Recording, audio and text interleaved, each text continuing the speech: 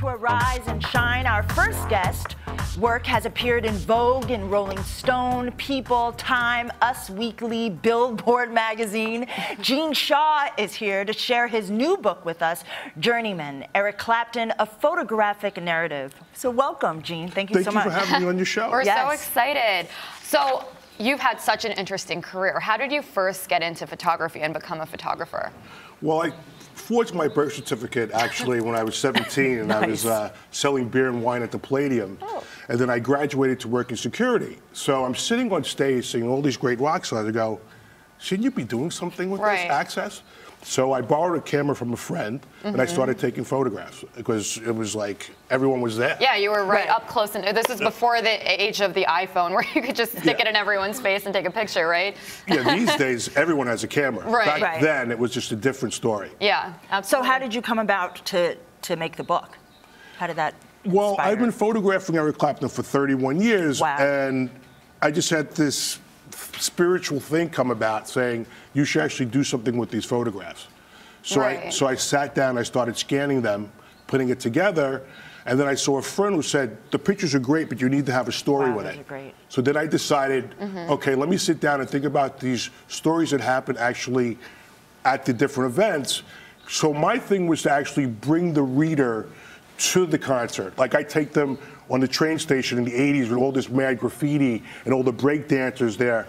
And I wanted to say, okay, this is how I went to the concert. Right. And then I come upstairs, I go to Madison Square Garden, there's all these people selling T-shirts and loud Irish bars. So when you look at that iconic picture of the graffiti of Eric Clapton, what happens for you? Like, what do you think of that? Well, back when Clapton was God, he was God. It was like, you know, he was it. You know, at that point in time, he was the premier guitar player. Right. So it just made sense that they would sort of tag him as God. He's it. He's still, at this present day, one of the best guitar players, if not the best guitar player living at this point.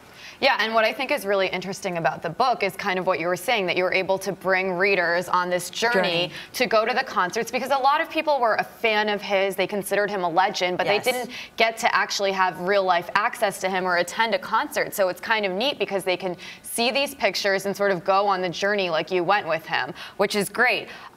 You mentioned, you know, that he is kind of like a god. How did you choose to focus on him instead of other sort of guitar legends?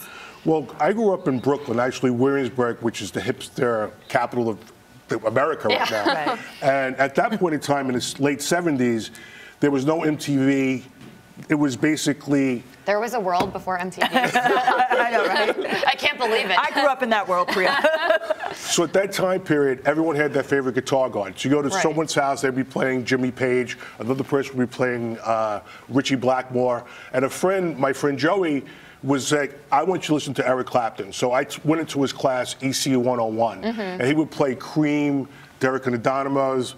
It was just, and I sat back and I said, wow, Clapton didn't stay in one genre. He played blues, he played rock, he played hard rock, he played country, he played reggae.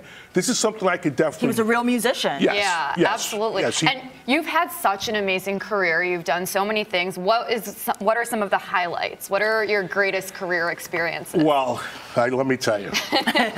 I went to the Apollo and in '93, and B.B. King was being inducted, and we went up to this cafeteria, and in the cafeteria, there was B.B. King, Eric Clapton, Buddy Guy, Albert Collins, and Jeff Beck practicing, and I was this close. And I'm there going against the wall going, I feel like a fly on the wall. Yeah. And I said, let me wake up and get these pictures.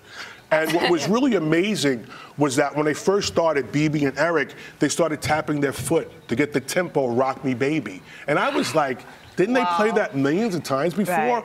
But they wanted to get it right. The consummate artist. It had to be exactly on. And from that moment on, I knew they didn't take anything for granted. They played, and it had to be right. So something that I find, interesting, you know, here you are, you're this African-American black photographer who's in this predominantly white world of photography and in rock and roll. Yeah. How did you feel? How did you, what did you have to navigate? Well, to be honest with you, I played ice hockey, so that was a big world to begin with. Right. But yeah, in that world, I've always felt I had to be on top of my game. It's like when I go out, I want to capture a photograph that would stand out, because at that point in time there were slides on a slide box as opposed to on the internet now, and I wanted my image on that light box when the editor saw it say that's it. That's it, and that's what I strive for in everything I do. That I come back with the bacon. I got to come back with the right stuff. Right, and you did it. So you obviously had amazing access to Eric Clapton. You kind of followed him for decades. I mean, what is he like? He's really nice, really mellow, unassuming, just a really nice guy to deal with. It's just always been a pleasure to be around him. Always been a pleasure. Well, I'm glad. Yeah. I'm glad you're here. I'm glad that you're coming out. Where can we get the book? Yeah. You can find a book at Barnes & Noble. You can find it at Amazon.com and Dover Publications. Great. And also we can check out your website, jeanshaw.com, right? Please do. Please do. Thank you so much for stopping by.